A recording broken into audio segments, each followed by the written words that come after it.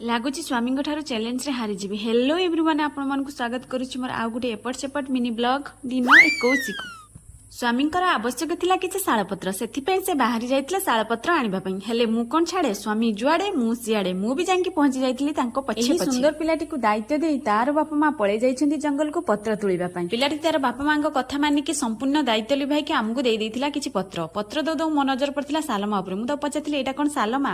ପିଲାଟି କିଛି ନ ଭାବିକି ମତେ କିଛି ସାଲମା ଦେଇଥିଲା। ଜିନିଷ ଉପରେ ଜାଣିଥିବେ ତ ଝିଅ ମାନଙ୍କର କେତେ ଦୁର୍ବଳତା। ତ ମତେ ତ ସାଲମା ପାଇକି ମୋ ମନ ପୁରା ଖୁସି ହେଇଯାଇଥିଲା। ମୁଁ ଧରିକି ଚାଲିଛି ଦେଖ। ଯେହେତୁ ଆମ ଘରଟା ଟିକେ ପାହାଡ ପାଖାପାଖି, ତ ସ୍ୱାମୀ ଯେକୌଣସି କାମରେ ସେପଟ ଏରିଆକୁ ଗଲେ ମୁଁ ତାଙ୍କ ପିଛା ଧରିଥାଏ ଯିବା ପାଇଁ। ବହୁତ ଦିନ ପରେ ଏଇ ଜିନିଷଟି ଦେଖିଲେ କମେଣ୍ଟରେ କହିବେ ତ ଏହାର ନାମ କଣ ଆପଣ ମାନେ ଯଦି ଜାଣିଛନ୍ତି। ତାପରେ ମାଉସୀ ଏଠି ଶୁଖାଉଥିଲେ କିଛି ମଞ୍ଜି, ତାଙ୍କୁ ପଚାରିଲି ମାଉସୀ କଣ? ମାଉସୀ କହିଲେ ଏଟା ଟୋଲୁଙ୍ଗ। ପାହାଡ ଏରିଆକୁ ଯିବୁ ଏଇ ସବୁ ଜିନିଷ ଦେଖିତେ ବହୁତ ହିଁ ଭଲ ଲାଗିବ। ତାପରେ ନଜର ପଡିଯାଇଥିଲା ପଣସ ଉପରେ, ସେଥିପାଇଁ ମୋର ମନେ ପଡିଗଲା ଆମ ବାଡିରେ ବି ଗୋଟେ ପଣସ ଅଛି। ମୁଁ ଆସିକି ଦେଖେ ତ ପଣସ ଆର ବର୍ଷ ରଜକୁ ପାଚିବ ବୋଧେ। ସାଙ୍ଗମାନେ ସ୍ୱାମୀ ଦେଇଥିଲେ ଚ୍ୟାଲେଞ୍ଜ, 30 ଦିନରେ ଭିଉ ଆଉ ଫଲୋଅର୍ସ ନ ବଢିଲେ ତୁ ଚ୍ୟାଲେଞ୍ଜରେ ହାରିଯିବୁ। ଭାବୁଛି ହାରିଯିବି ବୋଧେ। ସେଥିପାଇଁ ଆପଣମାନଙ୍କର ସପୋର୍ଟ ଦରକାର।